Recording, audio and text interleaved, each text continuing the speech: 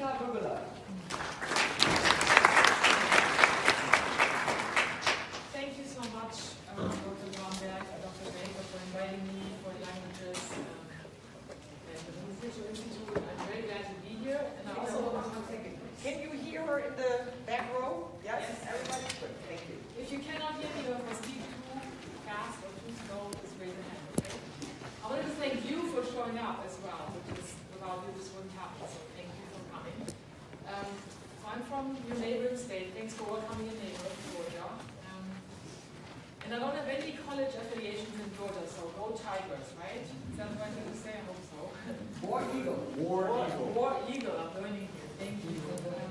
Let us ask you for a show of hands, how many of you have in the past either traveled or studied or worked abroad already? It's about half of you. How many would like to study, work, or travel abroad in the near future? So hopefully that covers everybody in this classroom. So we'll spend the next 40 or so minutes talking about how to develop global cultural competency, and it's a talk that is on the heels of another one that some of you might have attended in February, the alumna from Auburn, who actually moved to Germany. So this is now the opposite. I moved from there to here. And I'm going to have to work this clicker here. So this is a little bit more about myself. I was born in a little place up in the top left corner. Actually, that's the town that I was going to for kindergarten and elementary school. I was born in a village of about 90 people. And I came to this one. And interesting enough, you see that it has two spires, so two churches. One is Catholic and one is Protestant, which is an important element to keep in mind for a little while later. So keep that in mind. That's where I grew up. But then I moved.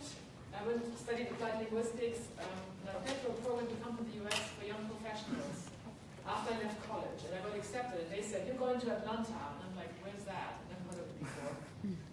But I came and went to Georgia State for this moment for as a visiting student, and then found a job as a management consultant, assistant type person. And I worked there for 4 years, and then I decided to stay legally, I must add. I want to add. And I did the American thing in my mind. I started my own company. My German friends were going, "What are you doing? Are you crazy? You know, what about your pension?" I was like, "My pension, that's a long ways down the road." So I did it, and I've been successful, I have to say, touch wood, for the past, close to 30 years, in helping people bridge the culture gap. So that's my job. In different formats, I work with international teams, I work with international expats who come to the US or go abroad, and I do work with smaller companies, medium-sized and larger companies, the ones that Dr. Bromberg mentioned. And my passion is to help people bridge those differences successfully. And I do it with also other global cultures, not just Germany, but I go to Asia sometimes, or to South America, so I travel the globe, as we say. And my last thing is, there's a picture of me on a bicycle. I also am a road cyclist. I cycle about 1,000 miles a year to raise money for AIDS vaccine research at Emory University in Atlanta. And that's my passion, so I like to move fast. That's about me. So what about today's journey? Talking about traveling and being sort of in motion. 3 topics today, and then you come into the picture. So my 3 topics would be to talk about cultural competence and how you develop it in 3 easy lessons. I have to kind of make it accessible for you, hopefully. And then take us to my home country, Germany, to look at an example of a woman who was influenced by a culture and made it in a very big way. So I'll especially focus, because some of you are in the program with Dr. Baker, to focus on women and leadership and how culture influences women's leadership style. And then the last topic would be to talk about Germany and its current challenges with the migrants and refugees that have been coming to the country since 2015. And then it's you, so please write down questions you might have during the talk when it comes to you, and save them for the last 15 or 20 minutes. We'll answer them then. And also, two more disclaimers. We're going to only scratch the surface because this topic is, of course, very large, so we'll do some snapshots and some personal stories, and I'm going to share impressions.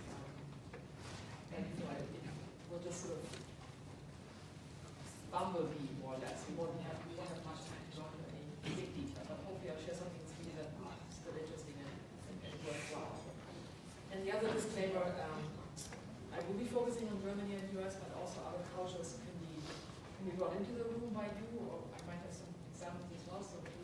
don't limit your questions to Germany only. You know, you can ask about any culture in the world. Ready to go? I like feedback, so you can say ja or yes or oui or si.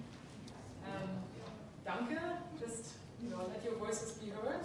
So I have a question for you. This is where the audience participation comes in first. My question is this. And that's not working, so let's do something. It's okay. We can be flexible, right? That's what competency is all about. So turn to your neighbor, if you have one, if you don't find one, really quickly, and ask them and tell them, when did you first become aware that there's cultural differences in the world? Maybe at age 2, maybe at age 12 or 22. So when was that moment you thought, not everybody is like me? And take a minute each to just share that little moment of yours, if you think about it. When was that?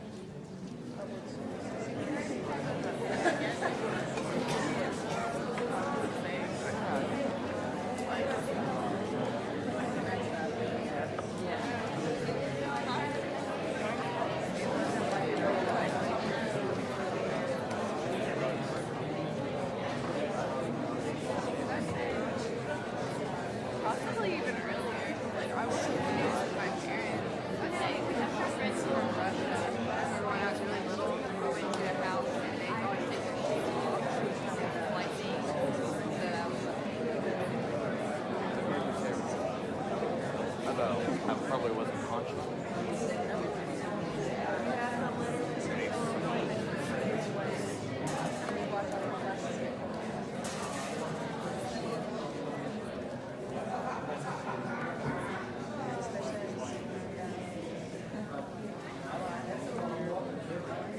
Take another 30 minutes, 30 seconds to finish your story.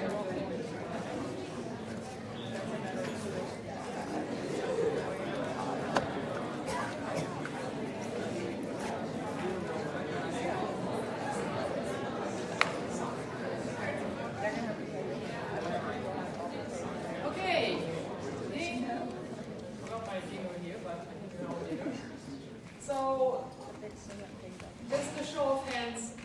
Who was in the age bracket between 1 and 10 when that happened? Most of you. How about 10 and 20? Some of you, yes. So some of it happens later, right? For me, it was on the bus when I was probably 12, going into high school for the first time and seeing these kids that I'd never seen before in my small village. I said, are they tourists? Where are they coming from? There are no tourists in my village anyway. So it turns out they were Catholic. I grew up Protestant.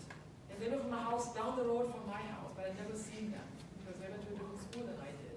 So the two churches, they were in my village, but they never spoke to one another. And my parents were like, oh, you met those Catholic kids, And I was like, what do you mean? And so all of a sudden I had an expanded circle of friends, because I did of course meet them and we hung out together, but it was like, from their perspective, be careful. So that was my first impression of somebody who did any culture. And it stuck with me, and I'm sure it sticks with you as well. So what does that do to you? We have not enough time to answer this question, but just think about it. How that influence your future journey, so to speak. So, another question, what do you see in this picture? Just count it out. Call it out. What do you see? Skull. The skull. Okay, right. What do you see? I see skull now. Skull now. What else do you see? Bushes. Bushes, right? What else? cows. Cows. What else? Dog. Dog. What else? A footprint.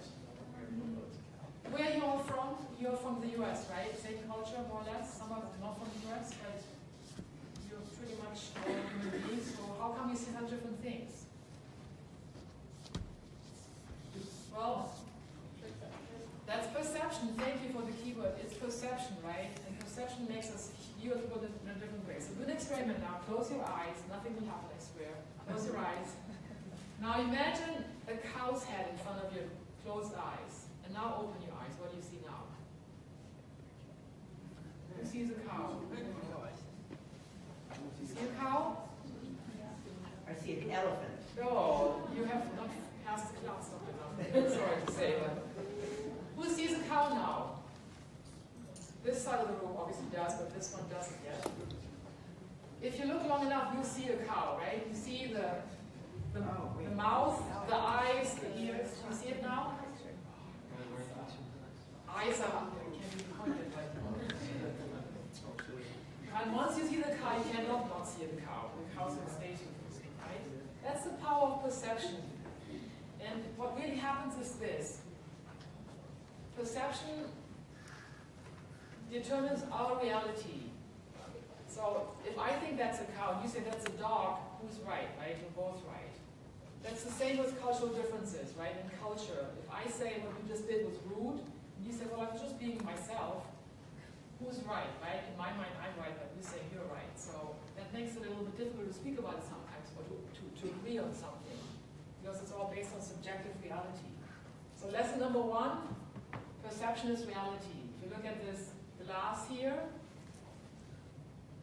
there's a stereotype about Germans being somewhat negative, so you would say, oh, that glass is already half empty, I already drank half of it. But you know, some other people might say, well, no, it's still half full, right? And nobody is wrong, it's both right. So lesson number one, culture is based on perception. Perception is reality. So to argue with somebody about their cultural perceptions is a little pointless, right? So just keep that in mind. All right. Lesson number two. Just to sort of talk about the character of culture. What is culture? You had classes on this, you had lecture on cultural fluency. What is culture? How do you define it? Anybody? Just call something out. What is your interactions with other people? Good. Interactions with other people. What is normal? What is normal? Excellent. And that one I would put in quotation marks, right? Because what's normal for you? What's your name? Josh. What's normal for Josh might not be normal for somebody else. So it's kind of what we do, what's normal for us, what we believe in, and what we share as a group of people, right? So the definitions are this is our values, it's not our instincts, it's actually something that we learn. And it also is not just one thing, it's a lot of different layers. That's why the Onion Man is there, right? Because it's a lot of different subcultures. So look at the definition. There's another word for it often that's called our default programming.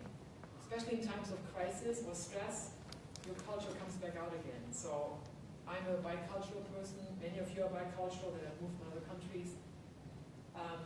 So when I can pretty much function in this environment most of the time anyway, but when I'm stressed out, my German comes out, right? I get very like this, and once it's understood way, my friends say, don't be so German, right? Because I just kind of override my Americanness in some ways. But to know this is really important. You know, you're not going to have to erase it, you know, embrace who you are. If it's bi or tricultural, that's great. But just that's what's at the core of you. So the subcultures that we might also have are on the right-hand side here. You're right. Being in the subculture, very important, being in the South. I had no idea when I came. I thought, you know, I watched Dallas on TV, so I know all about the US, right? I knew nothing. I'm from northern Germany, so I have my cultural programming, but I came here and I learned about southern hospitality, southern, you know, lack of directness sometimes, sort of ideas about family and all those kinds of things. And so it took me a while to get in sync here. I learned about the word interesting because I was always being very direct. People said, Lydia, you can't say it like this. And so, whoa, I don't want to lie. So they asked me an opinion about something. How did you like the food? Oh, it's terrible. No, don't say it like that. So I learned the value of the word interesting. That's what I use now a lot. Yeah, it was interesting. So depending on what I say and how I say it, you know, get the message, right? So there's other subcultures, obviously professional subcultures. Some of you might be engineering students. Some of you might be, you know, art or language students, political science students. So those are all different professional subcultures we're going to go into. Religion, education, sexual orientation, ability, military background, growing up in the country versus the city, urban kids versus rural kids. Those all make you who you are. And so that's why we say culture. My next lesson, sorry, wrong direction, here we go. Culture is very complex, right? It's not just one thing, it's multi-layered, and it's very complex, and therefore can be somewhat confusing. When am I going to take this? You know, I try to kind of understand you who are across from me. My counterpart is from Korea or from another culture, but it takes a while to get there. So lesson number 2, it's complex. Lesson number 1, perception is reality, just to kind of repeat that. So next lesson, talking about a typical anything. So what does a typical American look like? How do you relate to that concept? What do you think that is? I mean, you can't really get a typical American. Oh, Josh, you get the prize, of course. You can't really get, right? You might have an image of somebody or somebody who's traveling here or living in the US for the first time might think of this. Waving a flag, religious important, a gun on your shoulder, a dog, 2 kids, nuclear family. But is that typical? Of course not, right? Just as much as this is not our typical German. Even though I must say there's more people wearing these lederhosen now. When you go to Munich during Oktoberfest, anybody's been there during Oktoberfest? You see those people, they're wearing those things again. You know, I thought they were out of style, but they're coming back out. Big time, yeah. So, but these images are not really very helpful because why not? What do stereotypes do? Stereotypes narrow our viewpoint, right? They really narrow our perspective. They bring somebody's essence down into a few words because we put them all into one group. A better way to deal with this is generalizations. So instead of saying, all Germans have no sense of humor or are serious, you might say the Germans that I know have a great sense of humor, right? Or all Americans are loud and superficial. Some people that I know are, but so are some Germans or some Koreans or some Chinese. So making your language more nuanced is very helpful, right? So using terms like tend to be or most or the people that I know, instead of saying Chinese or Koreans or German. So lesson number 3. Stereotypes distort our view, right? So you don't want our view to be narrow, you want to be broadened. So whenever you smell a stereotype, there's always probably a kernel of truth in it, but if you go from that only, you're not going to be very, you won't have a very wide perspective. So what were the 3 lessons, just to remember, to remind ourselves? Louder, please, one more time. Number 1, perception is reality. Number 2, culture is very complex. And number 3, stereotypes, avoid them, right, if you can. Great. So this is just a tiny step towards building cultural competency. If you want to talk about that next, how would you define that? What makes somebody culturally competent? What do you have to do, be, not do, not be? What includes cultural competence? Understand the language. Thank you. Yay, language. A big plug for language. I actually used to be a German teacher for adults, and I loved that because not only did I teach the language, I also taught culture and I taught language, right? So speaking another language is not necessarily automatically doesn't make you competent, but it has a much, much better chance. You're going to learn so much more when you do that. So that's one thing. What else might be helpful for cultural competency? Being open-minded. Yeah, open-minded. That's great. What's your name? Natalie. Natalie. Thank you, Natalie. So open-mindedness. What's another attitude or way of being? Respect. Yes, respect. Respect and acceptance of differences. You might not like them, but at least be open and respect and accept them. Being curious, right? Is another one that's very important. Being curious about things. And finally, also to be able to laugh at yourself, because you're going to make mistakes when you're abroad. There's no way, right? I make them every day still. I feel like, all these years that I still do that wrong. When my tone of voice is, too one way or too harsh, whatever it might be. So those are all things that are helpful in attitudes, but there's another part of competency that's very important. Not only do you have to have an attitude or knowledge, when you get off that plane in Paris or in London, what do you want to be able to do? Or in Tokyo or Seoul, you want to actually be able to act in the right way, right? So your behavior has to be adjustable. So that is that I use goes to a wrong way. Here we go. Sorry. Here we go. Goes back to a Dr. Heinrich Hammer, who invented or co-invented the intercultural development inventory, IDI. Anyway, he phrased this definition, which I often use: the capability to shift perspective and appropriately adapt your behavior to the new cultural context. So attitude, but also the behavior, knowing why and acting the way, right? That's kind of the definition. And really, the first thing in all of this is self-awareness, right? Sort of knowing how you yourself take what made you the person that you are. What are your cultural programming pieces and elements? What are your identities, right? Upbringing-wise, interest-wise, hobby-wise, personality type-wise, those things all makes a sort of mosaic of you as a cultural being. So, and it's a lifelong study. It's not going to be finished ever. It just is a journey that we all are on, and I find the journey to be very rewarding and interesting, and sometimes treacherous, but we're still on it. And language-wise, right? Just to those of you who are foreign languages, you might have come across those blunders, right? Marketing blunders, but just to kind of be aware that that is helpful, but also can trip you up, literally speaking. Yesterday, I got an email from somebody that said, hook up. And I was like, what is this? It's from a German colleague who said, I'd like to hook you up with somebody, so I'd like to organize a hook up with you and Stefan. And then I told him, do you know what hook up also means? So he was like, no. So I told him, it's like, oh my God. Very wrong. So those things can be, an impact also. But just to be able to laugh about it is really helpful. So let's leave that behind and let's take a peek at this person. Special focus on women and culture. So, heard about her, right? Dr. Angela Merkel. Has anybody studied her or know more about her? Josh? She's the current chancellor. She's the current prime minister.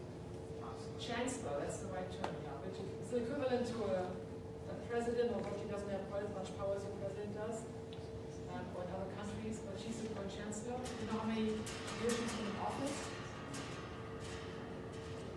Is she a newbie? Is she a newbie? Is she a quite a long time? 12 years, 3 periods.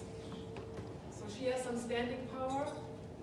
And so I chose her as my example to look at somebody's influences, cultural influences, and how they influence their professional path. Just because she is an interesting example of that, and how, because of gender and other issues, how she became successful, almost also using her cultural background. So she was born in 1954, so that makes her 64 years old. But she has a lot of firsts, and one of them is that she was actually the youngest leader of Germany ever to take power as a chancellor. Here, one of the things that we say about her, there she is with all these guys, right, men, the other leaders of the world. It was still President Obama's time, but there's leaders from Europe there, Korea. So she doesn't intimidate, humiliate, or boast. She wields enormous influence by relying on reason, cooperation, and networking. So if we had time, we would look into, what are those qualities? Some people would argue, well, they are more feminine leadership qualities. I don't want to argue that point necessarily, but it's often looked at, or the question has often been raised, what makes her successful as a leader? Has she used some more female leadership traits? I would say she has, but she has also mixed them both in, and she uses a mixture and a balance that makes her quite successful. So let's look at her journey.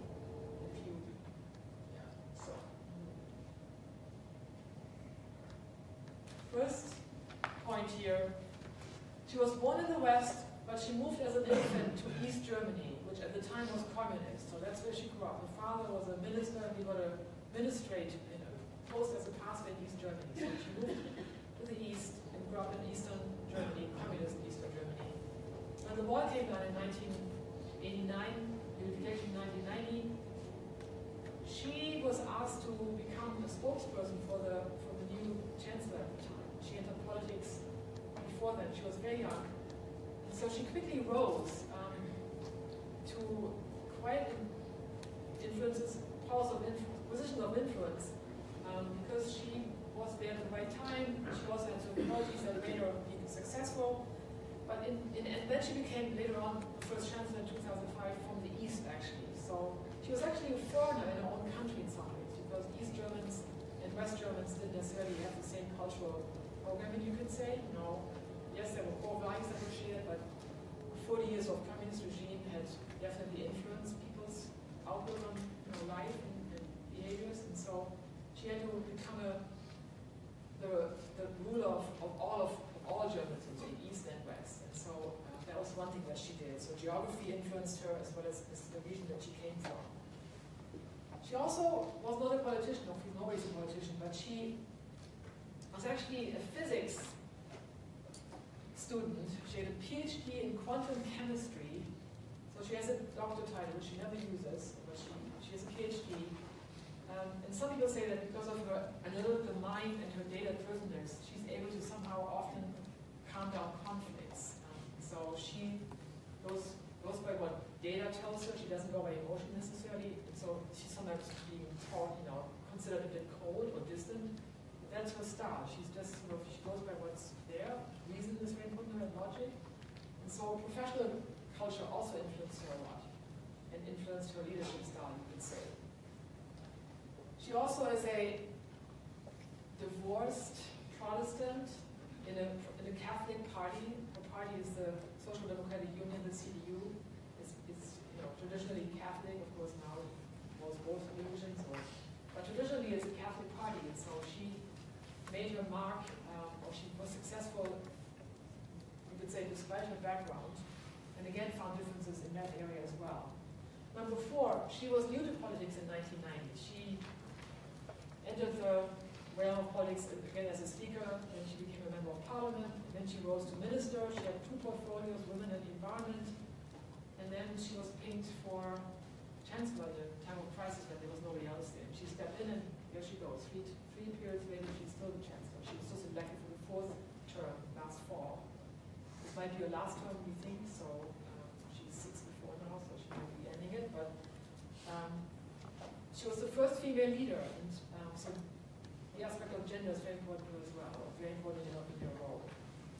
And she's new to politics. She was at the time new to politics. So again, gender, being the leader in the conservative male-run party, the CDU, history at the time, very much like that, but now she actually is she is the person that gets credited with doing the most for women's advancement in Germany. She introduced lots of legislation to help working mothers, to help people to have child allowances, all those kind of things came under her rule. She has no children herself, but she was definitely has a sort of a feminist outlook, or she never calls herself that. So gender is a very important part of hers as well.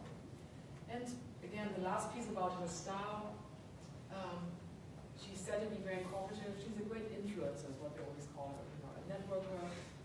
She's not somebody who is a domineering kind of person. She stays in the background and does her thing. That's her thing. She does this gesture that people are very much sure is bliss.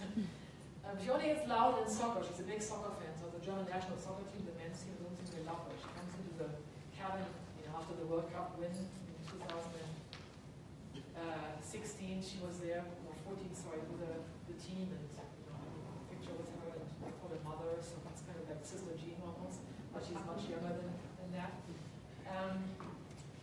But she otherwise stays kind of quiet in the background, and that's her style. So, but you can see how her upbringing and her background influenced her professional path. This is one example of how these elements of culture influence where you're going. So that's what I wanted to share with you about Angela Merkel. You can ask questions later, but she's really somebody to study. If you Google Angela Merkel's leadership style, you find 1,000 entries. There really is hundreds of thousands. There's a new book out called The Dumb Chancellor by an American author who studied her leadership path, and she's certainly going to make some history after she's gone as well. And half of her chancellor is female, is women, so she also brought up the number of women in her cabinet. So, and what she also is famous for, of course, as you know, or might not know, is that in 2015 she uttered the famous sentence, now famous sentence, "We can do it." She wasn't trying to imitate Obama in 2008. She actually said it, and on one occasion. Do you know this? Why she said that? We can do it? You know what she referred to in 2015? What happened in Germany then? Some of you might have gotten a glimpse of this, but that's when a lot of immigrants and refugees were stuck, first of all in Hungary at the border. They couldn't go anywhere. They'd come from Syria to flee the war. And when she saw this, she was like, yeah, we have to let them in. And so she opened the borders in August of 2015 and said, we can do this. We can take these immigrants. She had no idea how many would come. And as you know, 1 million people came to Germany. We're a country of 81 million, so it's not small, but 81 million is a lot of people, right, to a certain period of about a year. So refugees came, and then migrants followed, that was from economically deprived areas of the world, like Northern Africa and other places. And so within a year, our country grew by about 1 million to 82 million. And what does that do to a country? A lot of upheaval, right? A lot of turmoil and changes. But she basically said, single-handedly, which now she often criticized for, and she says herself, I wouldn't do this again the way I did it, because I wasn't exactly collaborative on this one. But she also said, I've lived long enough behind a wall, meaning East Germany, that I don't want that to happen again to anybody else, or to anybody. And so that was part of her motivation to doing this. So there's images of her and refugees coming in. The picture there on the right is sort of her saying, yeah, well, it wasn't all that great what I did, but she's also saying she doesn't regret what she did.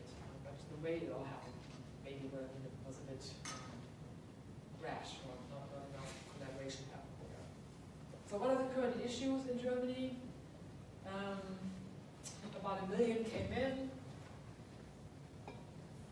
So what happened? They had different language, different nationalities, and different religions. They were mostly Muslim people. They wore different clothes. They had a different idea of, gender equality, and basically didn't speak the language. And so the country had to integrate this, and it's still very much trying to integrate them. I mean, there's efforts, you wouldn't believe, at all levels. Every community had to take immigrants and refugees. So programs came out of the woodworks. Lots of money was invested. I have friends who came out of retirement to teach them German, or take part in other sort of integration programs. I have friends who adopted them, sort of adopt a child, not adopt, but take them out and show them the way of the road, so to speak. So it's happened, but it also, what happened in the meanwhile is that many people have gone back or have been sent back because their applications to become a refugee officially were declined. So because it's such a pressure on the system, people are looking at, how many can we take? But it seems to have sort of evened itself out a little bit. There's still some resentment on some people's corners, but it's going okay. I mean, I'm amazed at this social experiment that's happening. If you travel there now, you see them all over. People just looks much more diverse and much more colorful these days. But many are still stuck in the court system because they've actually tried to file complaints or court proceedings to be able to stay, so many of them also have gone back. And there's stuff happening every day in the newspaper. If you look, you know what Deutsche Welle is? Deutsche Welle is an international German-based news service that you can subscribe to. I get the news every morning. Something is always in there. Like last week, there's a law in Germany on Good Friday. You can't have music in public. But on Good Friday, that day has to be a day when many Muslims celebrate their firstborn's circumcision. So there's circumcision parties happening. It's like a rite of adulthood for male Muslims. They were allowed, so they were sued because they've been having parties on that day. And so the question is, who has right, so to speak, right? Do the Christians get their right because they want to have right Good Friday, or do the Muslims who are, they're in big numbers, they have to give they get their rights? So Or a food bank in Germany, in Essen, wouldn't serve foreigners anymore because they thought their operation was all getting out of whack. They wanted to serve older people. So they said, no more foreigners here. And then that caused a big stir in Germany. And now they have to serve foreigners again. And so something's always happening. It's not always going smoothly. So it's this sort of complex balance and back and forth between trying to create a welcome culture, that's what we talk about in Germany, the Willkommenskultur, and also dealing with resentments against, foreigners who get a lot of money being given, whereas maybe poor retirees of German origin don't get as much money. So this has also brought upon the rise of the right-wing party, as you know, or might have heard of the Alternative for Germany, the AfD, which got a lot of votes and is now not the second largest, but it's in the opposition party in German parliament. I would consider them rather anti-foreigner. Some people call them right-wing extremists, so that's also happening in Germany. So the good thing is that the economy is doing well. So in that sense, unemployment is at 3.7%. So in that sense, people are not afraid to lose their jobs too much. So they have more reserves to deal with all of this, but it's a huge change. So this experiment is going on, is continuing, and those of you who are who travel there will be part of witnessing what's going on and see how this is all playing out. And Merkel now had to form a grand coalition with the opposition again, which is the third one that they're doing. I think had since World War II, but meaning basically the two major parties are willing together. So a lot of stuff has to be compromised on, which can be good and bad. That's the current situation. So they have to, find a little away from many things, which is sort of the German way. So these are basically the things that I wanted to share on my 3 topics. I want to finish by giving you 5 strategies for being culturally competent. Number 1, learn a foreign language, right? I have to say this, and I really feel that way. It is an important piece, and many of you are studying foreign languages. You don't have to be perfect. It really isn't about being perfect. It's about being able to communicate. Of course, to get good grades, you want to be correct in your grammar and so forth, right? But there's so many benefits, professional growth. It's not that English isn't important, but if you have on your resume that you have a basic knowledge of French, German, Spanish, whatever it might be, your attractiveness for an employer goes sky high. You will be setting yourself apart from the next person by 100%. It's also fun. You understand, global music better, fashion, sports. You might find a partner from another country that is kind of fun too, right? So explore foreign beers or whatever it might be, but there's a lot of benefits for language learning. I don't have to maybe repeat too many times.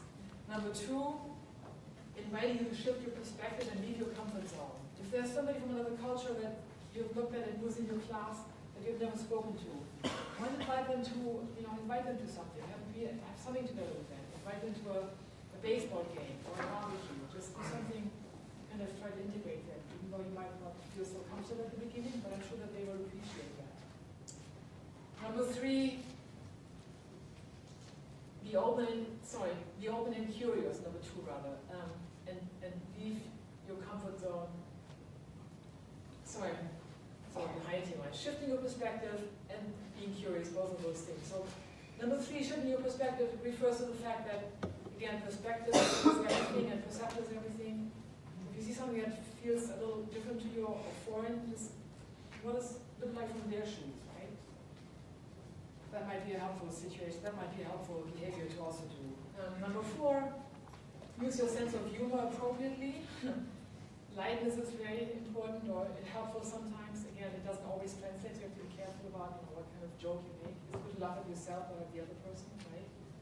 And then the last one, remember the 3 lessons we talked about. What were they again? 1, perception. 2, complexity. And 3, avoid the stereotypes, right? So there's your images again that I want to leave you with.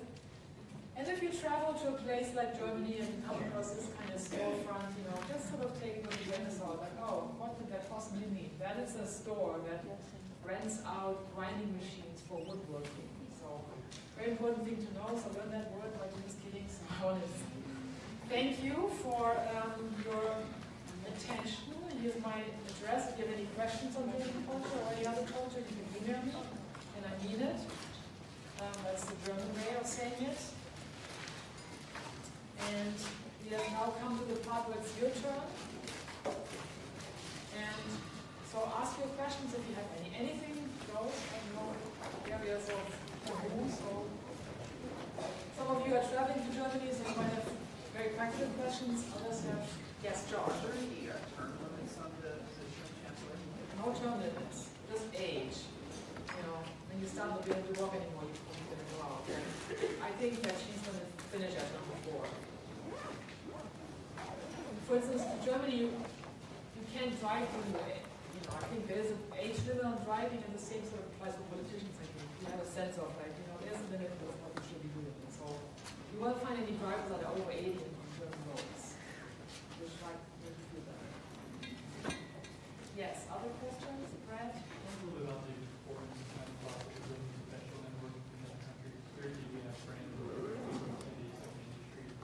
Good question. So Brad's asking about the importance of building a professional network in agriculture. It's just as important over there. We have a saying: you need to use vitamin B. B stands for Beziehung, which means relationship. So whatever vitamin B you come up with, either through friendships or professional connections or neighbors or whatever connection you might have, is going to be helpful. So not only does it teach you stuff, you have resources, you know, it might get you a job, it might get you something that you desire. People won't be going around and, you know, they won't be quite as, maybe as open about it. Like here when I meet somebody, sometimes even they say, oh, let me give you my card. And they have it in their pocket. Like, oh wow, you know, that won't happen in Germany. But people are still very much interested in meeting other people, for sure. I would like to add something to that, you know, and I really don't know this about all countries, but in Germany, we have a culture of clubs. You know, it's not like a secret club or anything like that. We call it a Verein, like the volleyball club, the soccer club, the card playing club.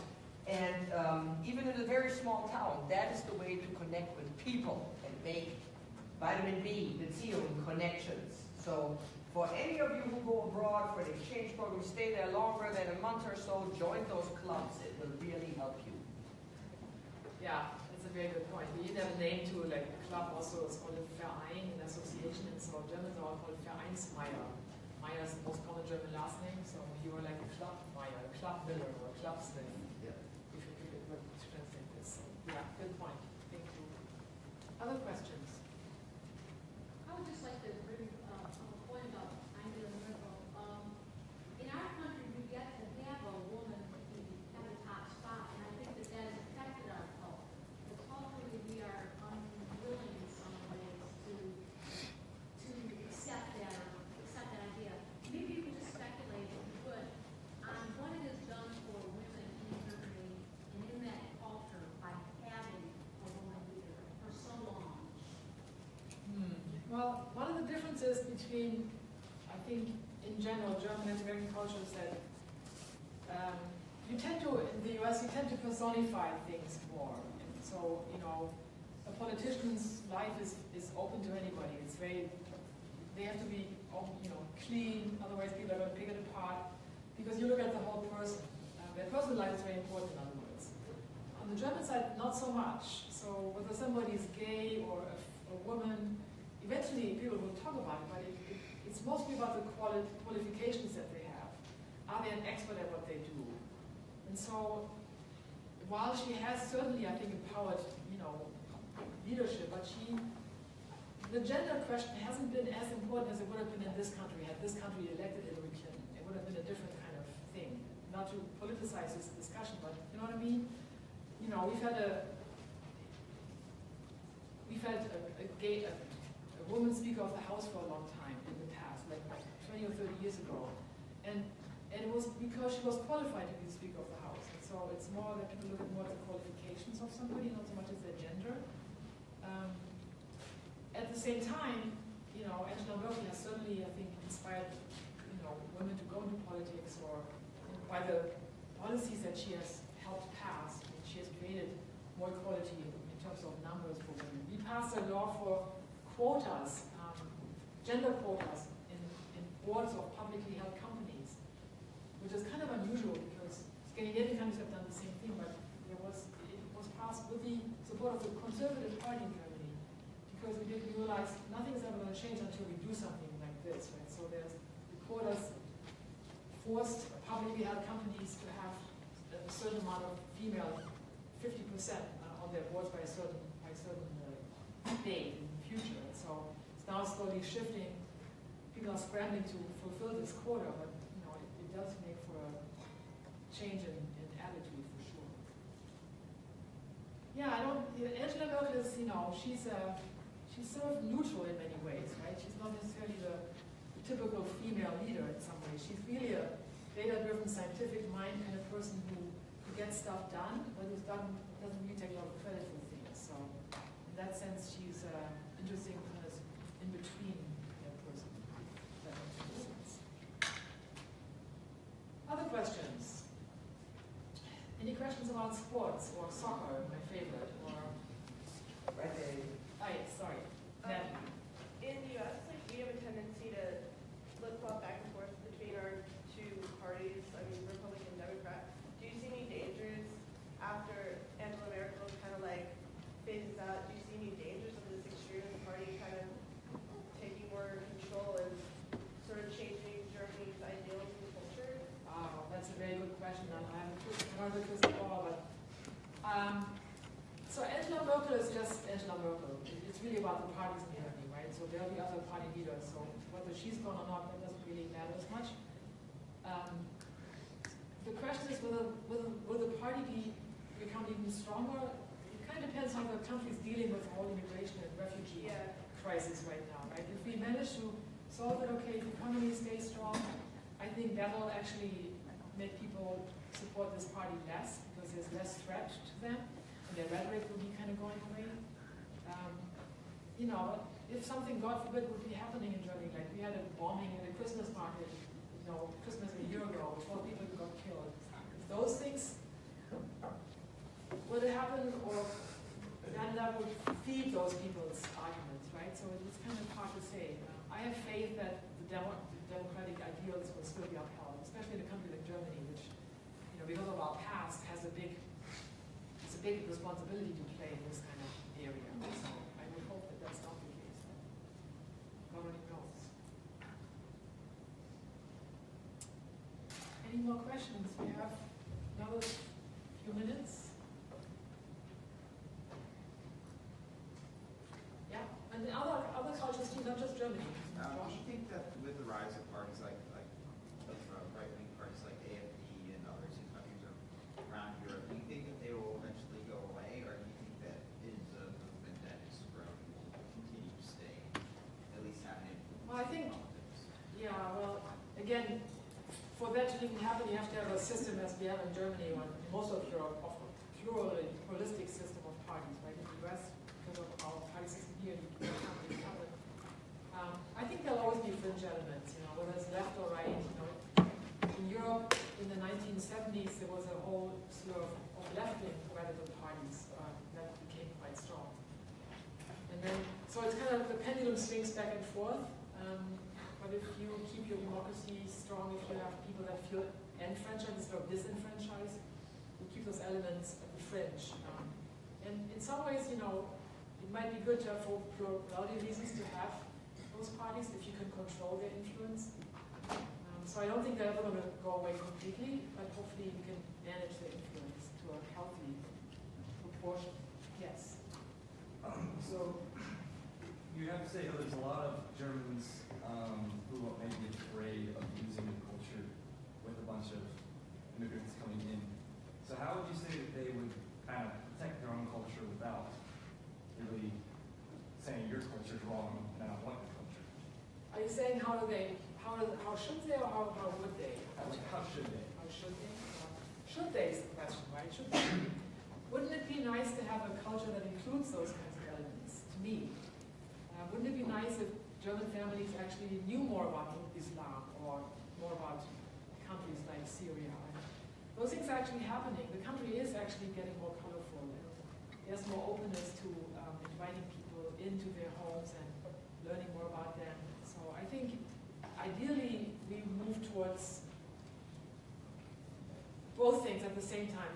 Having a good sense of who you are, right, as Germans, but Germans with a view to the outside world. Or, you know, there's also the whole element of the European outlook, right? I mean, many young people in Europe say, well, I'm a European first and foremost, right? I went to high school in Germany, but then I went to college in the Netherlands, because they have all these programs you can do that with, or in Spain, or France, or in England. So there's multiple identities that are out there, and I think, to me, my world would look like people having openness towards other cultures. And yes, I like to preserve some of my traditions, of course, right? But I also want to include other ones and make it a sort of a third culture, a more global culture. And you guys are in the best position to do that with, right? I mean, if you get the chance, as Orban provides you with, to go abroad to study, spend even a few weeks abroad will do so much to your outlook. And then you can come back and be an ambassador over those things. And you might not like everything, but you know that's so rich. You know what an improvement and what an increasing in your outlook and your perspective. Take advantage of those kind of things as much as you can. Even if it's drudgery, you learn those German vocabularies or French words, but just do it anyway. Because later on you will think, you know, once you're in the professional rat race, you won't be sitting down and learning another language. Now you have. It's so easy now, it's at your doorstep. So if you pick it up now, just, you know, again, do one semester or something, it will be helpful. Put that on your resume. All right, we got time for one more question. Final brilliant question. The final brilliant question. Ganz genau. Maybe that isn't fun. That's also fun, right? Well, then we leave the last brilliant word to you. Thank you very much.